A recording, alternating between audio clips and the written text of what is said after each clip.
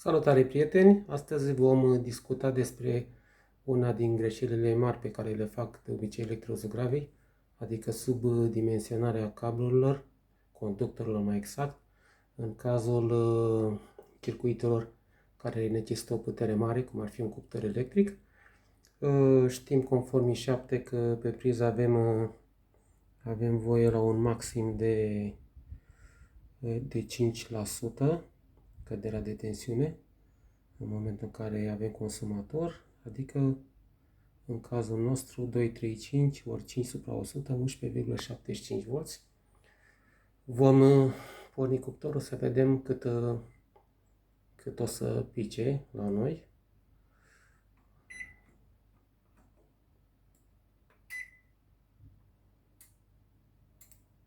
Observăm că s-a dus în 227 V, 227 V exact. Asta înseamnă o cădere de tensiune de 8 V.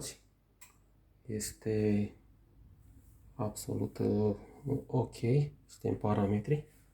Dacă căderea este mai mare decât ar fi fost mai mare decât 11,75 de V, am fi avut o problemă majoră. Ar fi însemnat că circuitul nu poate să susțină consumatorul, ceea ce ar fi dus la încălzire și eventual incendiu. Trebuie făcut acest test pentru că e posibil ca conductorii să fie de o calitate slabă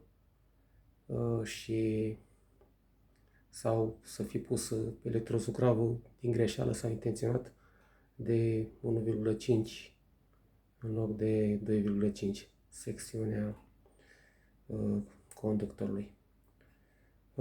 Cam atât în acest video. Într-un video următor vom discuta de alte probleme pe care ni le fac electrozugravii atunci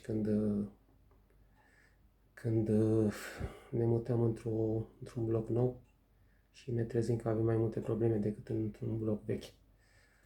La revedere, ne vedem într-un video următor.